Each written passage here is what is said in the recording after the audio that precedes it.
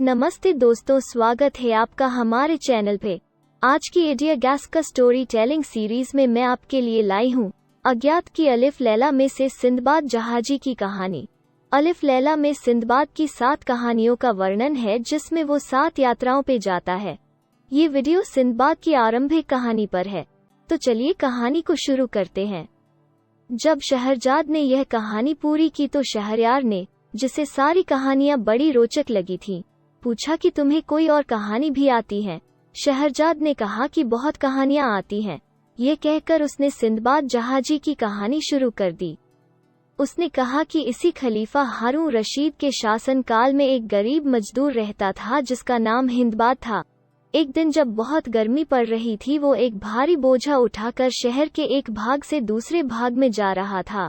रास्ते में थककर उसने एक गली में, जिसमें गुलाब जल का छिड़काव किया हुआ था और जहां ठंडी हवा आ रही थी, उतारा और एक बड़े से घर की दीवार के साए में सुस्ताने के लिए बैठ गया। उस घर से इत्र, फुलेल और नाना प्रकार की अन्य सुगंधियां आ रही थी। इसके साथ ही एक ओर से पक्षियों का मनोहर कलरव सुनाई दे रहा था और दूसरी ओर, जहां रसोई घर था, नाना प्रकार के व्यंजनों के पकने की सुगंध आ रही थी। उसने सोचा कि यह तो किसी बहुत बड़े आदमी का मकान मालूम होता है, जानना चाहिए कि किसका है। मकान के दरवाजे से कई सेवक आ जा रहे थे। मजदूर ने उनमें से एक से पूछा कि इस घर का स्वामी कौन है। सेवक ने कहा, बड़े आश्चर्य की बात है, तू बगदाद का निवासी है और इस घर के परम प्रसिद्ध मालिक को नहीं जानता। यह घर सिंदबाद जहाजी का है जो लाखों बल्कि करोड़ों की संपत्ति का मालिक है।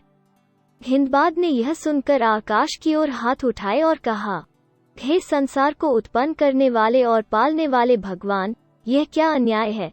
एक यह सिंदबाद है जो रात दिन ऐश करता है, एक मैं हूँ हिंदबाद जो रात दिन जान तोड़ परिश्रम करके किसी प्रकार अपने स्त्री बच्चों का पेट पालता हूँ। यह और मैं दोनों मनुष्य हैं, क्या अंतर है। यह कहकर उसने जैसे भगवान पर अपना रोष प्रकट करने के लिए पृथ्वी पर पांव पटका और सिर हिलाकर निराशापूर्वक अपने दुर्भाग्य पर दुख करने लगा।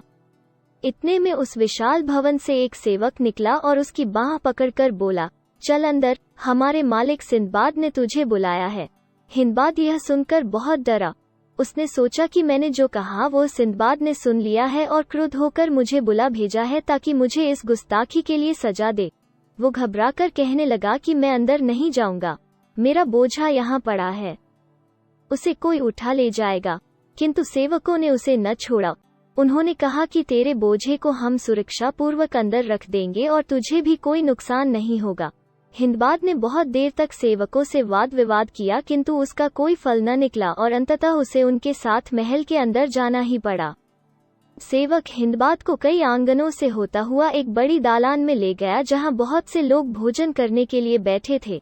नाना प्रकार के व्यंजन वहां रखे थे और इन सब के बीच में एक शानदार अमीर आदमी, जिसकी सफेद दाढ़ी छाती तक लटकी थी, बैठा था।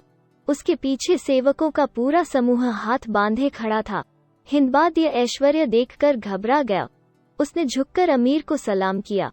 सिंदबाद ने उसके फटे और मैले कपड़ों पर ध्यान न दिया और प्रसन्नता पूर्वक उसके सलाम का जवाब दिया और अपनी दाहिनी ओर बिठाकर उसे सामने अपने हाथ से उठाकर स्वादिष्ट खाद्य और मदिरा पात्र रखा।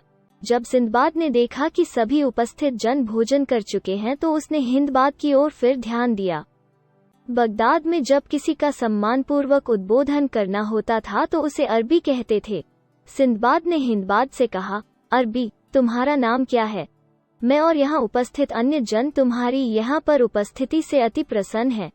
अब मैं चाहता हूँ कि तुम्हारे मुंह से फिर वे बातें सुनूं जो तुमने गली में बैठे हुए कही थी। सिंदबाद जहाँ बैठा था वो भाग गली से लगा हुआ था और खुली खिड़की से उसने वो सब कुछ सुन लिया था जो हिंदबाद ने रोष की दशा में कहा था। हिंदबाद ने लज्जा से सिर नीचा कर लिया और कहा, सरकार, उस समय मैं थकन और गर्मी के कारण आपे में नहीं था। मेरे मुंह से ऐसी दशा में कुछ अनुचित बातें निकल गई थी। इस सभा में उन्हें दोहराने की गुस्ताखी मैं नहीं करना चाहता। आप कृपया मेरी उस उद्दंडता को क्षमा कर दें। सिंदबाद ने कहा, भाई, मैं कोई अत्याचारी नहीं हूँ जो किसी की कुछ बातों के कारण ही उसकी हानि करूं। मुझे तुम्हारी बातों पर क्रोध नहीं बल्कि दया ही आई थी और तुम्हारी दशा देखकर और भी दुख हुआ। लेकिन मेरे भाई, तुमने गली में बैठकर जो कहा उससे तुम्हारा अज्ञान ही प्रकट होता है। तुम समझते हो कि यह धन दौलत और यह ऐश आराम मुझे बगैर कुछ किए धरे ही मिल गया है। ऐसी बात नहीं है। मैंने संसार में जितनी विपत्तियां पड़ सकती हैं लगभग सभी झेली हैं। इसके बाद ही भगवान ने मुझे आराम की यह सामग्री दी है। यह कहकर सिंदबाद ने दूसरे मेहमानों से कहा, मुझ पर विगत वर्षों में बड़ी बड़ी मुसीबतें आईं और बड़े विचित्र अनुभव हुए। मेरी कहानी सुनकर आप लोगों को घोर आश्चर्य होगा। मैंने धन प्राप्त करने के निमित्त 7 बार बड़ी बड़ी यात्राएं की और बड़े दुख और कष्ट उठाए। आप लोग चाहें तो मैं वो सब हाल सुनाऊं। मेहमानों ने कहा कि जरूर सुनाइए। सिंदबाद ने अपने सेवकों से कहा कि वो बोझा जो हिंदबाद बाजार से अपने घर लिए जा रहा था उसके घर पहुंचा दे। उन्होंने ऐसा ही किया। अब सिंदबाद ने अपनी पहली यात्रा का वृतांत कहना आरंभ किया। इस कहानी में बस इतना ही। दी एंड। अगर आपको ये स्टोरी टेलिंग सीरीज की वीडियो पसंद आई हो तो कृपया इस वीडियो को लाइक और शेयर करें और आगे की कहानियां सुनने के लिए मेरे चैनल को सब्सक्राइब करें। चलिए मिलते हैं अगले वीडियो में।